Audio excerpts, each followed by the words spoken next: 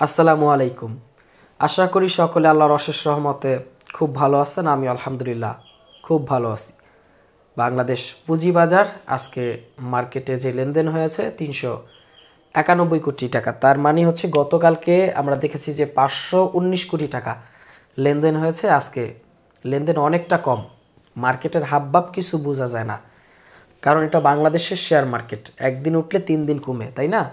তো গত এই 4-5 কার্য দিবস পর্যন্ত মার্কেট যতটা আপ হয়েছে, তাতে এর আগের সপ্তাহে যে লস হয়েছে সেই লস কাভার হয় না অধিকাংশ এই যারা বিনিয়োগকারী আছেন তাদের। যেহেতু আমি নিজে একজন বিনিয়োগকারী, সবগুলো শেয়ার না দেখতে পারলেও 2-4-50টা শেয়ার নিয়ে তো রিচার্জ বা গবেষণা করি, তো ওইগুলো দেখলে বোঝা যায় যে মার্কেট কেমন চলে বা কেমন চলতেছে। তো গতকাল থেকে আজকে, গতকাল ৫১৯ কোটি টাকা লেনদেন, আজকে হচ্ছে ৩৯১ কোটি টাকা লেনদেন। লেনদেনের ব্যাপারটা একটু আমরা আলাদা রাখি, এই বিষয়ে আসতেছি। দেখেন, ইন্ডেক্স যেখানে এখন ঘুরপাক খাইতেছে, মানে ৫,২০০-র কাছে যায়, আবার কমতে কমতে কমতে ৫,১১০-১২ এরকম একটা জায়গায় আসে, মানে এইভাবে আপসুইং ডাউনসুইং আপসুইং ডাউনসুইং, ছোট্ট একটা ১০০ পয়েন্টের মধ্যে ঘোরাঘুরি করে। ১০০ পয়েন্টের মধ্যে ৫,২০০-তে যায়, সেখান থেকে আবার ৫,১০০-তে আসে, ৫,২০০-তে যায়, সেখান থেকে ৫,১০০-তে আসে।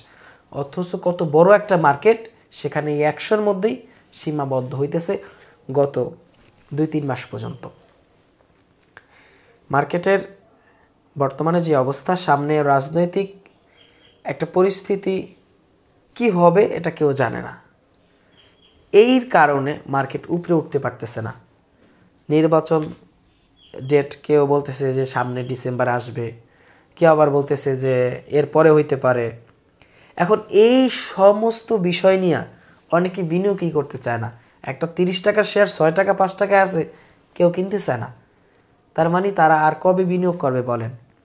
এখন যারা টাকা নিয়ে বসে আছে সাইড লাইনে, এখন তাদেরকে যে মার্কেটে আনবেন, তাদের যে আশ্বাস দিবেন, সেই বিশ্বাসটাই তো তাদের মধ্যে নাই, কারণ আপনি দিতে পারবেন না। এখন তারা কি কারণে বিনিয়োগ করতে আসবে মার্কেটে বলেন? এই আমরা যারা বিনিয়োগ করতে আসছি, আমাদেরকে যেইভাবে ছেঁচা দিছে, এখন তারা তো ওই বিক্রি করে বসে আছে, এরা তামসা দেখে। এরা মনে করে যে ওই অবস্থাটাই তাদের জন্য ভালো।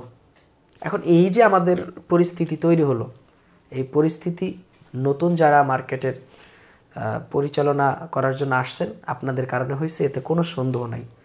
কি নাই? কোনো সন্দেহ নেই। আমি আমার যে আপনারা দেখেছেন যে আমাদের যে একটা সিরিজ চলেছে, এটা তো একটা সবসময় আমাদের এই ঢাকা স্টক এক্সচেঞ্জ প্রত্যেক দিনের প্রোগ্রাম আমরা আপলোড করতাম আমাদের প্রিন্স ফরাত ইউটিউব চ্যানেলে, সেটা অফ করে দিয়েছি। 2 মাস হয়েছে প্রায়, ইচ্ছা করে না। মানে একটা বিষয় হচ্ছে কি, দেখেন আপনি আমার প্রোগ্রামটা প্লে করে দেখতেছেন, কথাগুলো শুনতেছেন, এখন আপনি 10 মিনিট সময় ধরে কথা শুনতেছেন, আপনার কথা শুনে যদি একটু উপকার না হয়, আমি যদি আপনার একটু উপকারই না করতে পারি, তাহলে শুধু শুধু আপনার জীবন থেকে আমি 10 মিনিট সময় নিয়ে নিলাম, তাতে লাভ কি? এই জন্য আমি চিন্তা করলাম যে শেয়ার মার্কেট নিয়ে কথা বললে কিছু হয় না, তারা শুনে না, এবং শুনলেও চুপ থাকে। আপনাদেরকে এই জন্য আসলে বিরক্ত করতে চাই না। তো এখন আবার একটা সিরিজ, এই আমাদের এই প্রিন্স ফরাত 0.2 এই নতুন ইউটিউব চ্যানেলে আপনারা দেখবেন, ইনশাল্লাহ আমরা চেষ্টা করব। তো এই যে যেটা বলতেছিলাম যে 3 মাস আগে, মানে 2-3 ওই যে লাস্ট সময় আমি কিছু টাকা ইনভেস্ট করলাম আবার নতুন করে, সেখান থেকে দেখেন এখন আবার 10-20% নাই, মানে মাইনাস হয়ে গেছে। এখন এরকমটা যদি অবস্থা হয়, এরকমটা যদি প্রত্যেকের সাথে ঘটে, তাহলে এই মার্কেটে কারা বিনিয়োগ করবে বলেন? নতুন যে বিনিয়োগকারী আসবে, ইনভেস্টররা আসবে, কি কারণে আসবে? এখানে তো এসে তাদের টাকা শেষ হয়ে যায়, কোনো ভরসা পায় না। মানে একটা শেয়ার কিনলো, হু হু হু হু হু করতে করতে করতে শেয়ারটা একদম উপরে থেকে নিচে নামিয়ে গেল। এখন সেখানে একটা শেয়ার 30 টাকা আছে, কমতে কমতে কমতে কমতে কমতে 6 টাকায় চলে আসলো বা 8 টাকায় চলে আসলো। সেখানে এই দাম কেন কমতেছে এটার কোনো নোটিশ দেওয়া হয় না, অথচ 8 টাকার থেকে একটা শেয়ার যদি 30 টাকায় চলে যায়, তাহলে এটা কয়েকবার নোটিশ দেওয়া হয় কী কারণে বাড়তেছে, হ্যাঁ, বিভিন্ন কৈফিয়ত জারি। তো এই যে আমাদের দেশের যে সিস্টেমগুলো, এই সিস্টেমগুলোই আমার পছন্দ হয় না। সেটা বুঝছেন, শুধু আমার না, যারা বিনিয়োগকারী আছে আপনাদের অবস্থাগুলো নিয়ে তো আমরা কথা বলি, কেউ পছন্দ করে না এই অবস্থাগুলো। যেমন আমি বিনিয়োগ করলাম একটা কোম্পানিতে, সেই কোম্পানিটা গত বছর ডিভিডেন্ড দিছে, এই বছর সে ডিভিডেন্ড দিতে ব্যর্থ হয়েছে। এখন সে অথরিটি কী করলো, তারা হচ্ছে যে শেয়ারটারে জেড ক্যাটাগরিতে দিয়ে দিল। আমার কেনা 20 টাকায় এখন কমতে কমতে কমতে কমতে চলে আসলো 8 টাকায় বা 10 টাকায়। তার মানে দেখা যায় কি হইলো, এই শাস্তিটা আমাকে দেওয়া হয়েছে, যে আমরা যারা বিনিয়োগ করছি মার্কেটে আমাদেরকে শাস্তি দেওয়া হয়েছে যে তোরা শেয়ারগুলো কিনলি কা। অথচ উচিত ছিল এইভাবে যে সে ডিভিডেন্ড দিতে ব্যর্থ হয়েছে, তাকে কোম্পানি জিজ্ঞেস মানে আমাদের অথরিটি তারা জিজ্ঞেস করতো যে আপনি কি কারণে ডিভিডেন্ড দিতে ব্যর্থ হয়েছে। সে যদি কোনো সুনির্দিষ্ট কারণ দেখাইতে পারত তাহলে তাকে একটা ওয়ার্নিংয়ের মধ্যে রাখতো যে আপনি ডিভিডেন্ড দেওয়ার চেষ্টা করবেন, যেহেতু আপনার শেয়ার মার্কেটে ছাড়ছেন। আর যদি সুনির্দিষ্ট কারণ তারা না দেখাইতে পারে তাহলে তারা ধরিয়ে আনবেন, আইনা শুক্রবার দিন বাইতুল মুকাররমের সামনে নিয়ে জুমার নামাজের পরে কোম্পানির যে ডিরেক্টর আছে কানে ধরিয়া 100 বার উঠবাস করাবেন। সমস্যার সমাধান। এটা একটা কোম্পানিকে যদি এটা করতে সক্ষম হন, দেখবেন যে সারা বাংলাদেশে আর অন্য কোনো কোম্পানি এই সাহস পাবে না যে মানুষের টাকা নিয়ে তার লাভ্যাংশ দিবে না। সে টাকা নিয়ে যেরকম ইচ্ছা সেরকম করবে। তারা তো ব্যাংক থেকে লোন নিলে ওই ব্যাংক কোম্পানি কর্তৃপক্ষ মামলা করে দেয়, আমরা তো আর সেটা করতে পারি না।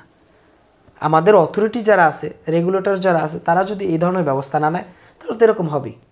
আমরা যদি মনে করেন যে আমরা তো ব্যর্থ, তো আমাদেরকে ডাকবেন যে কানাপট্টি লিয়ে থাপড় সুপার দেওয়ার জন্য আমাদেরকে সবসময় ডাকবেন। আমরা সবসময় প্রস্তুত থাকি। আমরা জন্ম হয়েছি আল্লাহর রহমতে সেই সাহস এবং শক্তি নিয়ে। বিষয়টা বুঝলেন না? মার্কেটে বিনিয়োগ কইরা, এই মার্কেটে বিনিয়োগ কইরা আমরা মানে যা অভিজ্ঞতা অর্জন করছি এ হিসাবের বাইরে। ওই 2010 সালে এক ব্যক্তি বিনিয়োগ করছে 1,19,00,000 টাকা। তার কিছু শেয়ার এই যে এবার ফোর্স সেল দেওয়া মানে হাউস কর্তৃপক্ষ সেল দিয়ে দিছে। তো সেই ব্যক্তির এখন 17 লাখ টাকা চালান আছে। অথচ 2010 সালে তিনি ওই টাকা বিনিয়োগ করে এখন 17 লাখ টাকা আছে। অথচ এই টাকা যদি তার ব্যাংকে থাকতো তার 3 কোটি টাকার উপরে হয়ে যেত। তার মানে হালালভাবে তিনি এই শেয়ার ব্যবসা করতে আসছে, এখন হালালভাবে তারা দুইটা বানাইছে কায়দা মতন। এই পরিস্থিতিতে, এই অবস্থাতে কোনো মানুষ বিনিয়োগ করবে? এখন এই অবস্থা কেন হয়েছে? এই অবস্থা হয়েছে যে আমাদের দেশের যারা বিনিয়োগকারী আছি আমরা খুব সাদামাটা অবস্থায় বিনিয়োগ করি, কিন্তু আমাদের যারা কর্তৃপক্ষ কিছুদিন পর পর চেঞ্জ হয়। টিএসসি, বিএসসি, সিডিবিএল, হ্যাঁ, এগুলোর যারা মানে ঊর্ধ্বতন কর্মকর্তা থাকেন তারা চেঞ্জ হয়, পরিবর্তন হয়। তো একদল খেয়ে যায় আর এক দল আসে খায়, আর এক দল খেয়ে যায় আর এক দল এসে খায়। এভাবে করতে করতেই তাদের লাইফস্টাইল খুব সুন্দর হয় এবং একটা সময় তারা জেলে যায়। যেমন আমরা দেখে যাই যে শিবলি রুবাত সাহেব, সাবেক বিএসসিসির চেয়ারম্যান, তিনি এখন বর্তমানে কারাগারে আছেন। এখন দেখেন, এর আগে তিনি তো খুব সুন্দরভাবে জীবনযাপন করিয়েছেন।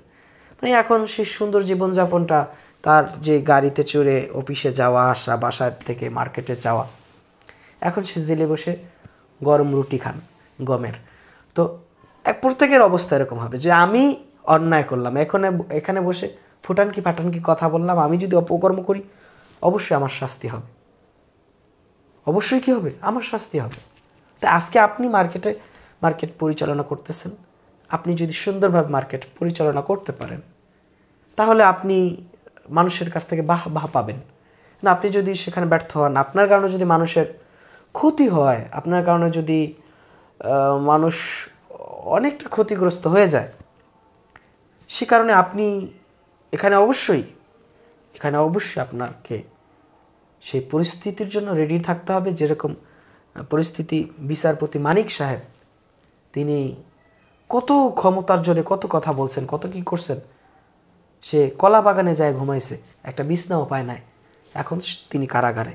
তো প্রত্যেকটা মানুষের অন্তত কিছু জিনিস চিন্তা করে কাজ করা উচিত। আমরা যারা বিনিয়োগ করছি, আমরা এখন তো দেখেছি প্রায় মানুষই যারা বিনিয়োগ করছে, প্রায় মানুষই বরদোয়া করে। কি বরদোয়া করে?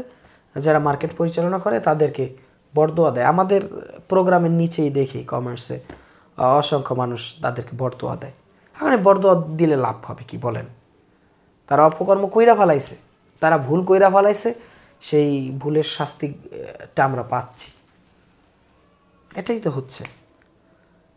আল্লাহর কাছে প্রার্থনা করি যেন মার্কেট এবং দেশের পরিস্থিতি সব ঠিক হয়ে যায়। কারণ আমরা যারা বিনিয়োগকারী আছে, আমাদের শেয়ার মার্কেট এটাই তো আমাদের ব্যবসা, বা এটাই আমাদের একমাত্র চাওয়া পাওয়া যে এটা ভালো হোক। তো সকলে ভালো থাকবেন, সুস্থ থাকবেন, মার্কেটে নির্ভয়ে এসে বিনিয়োগ করুন।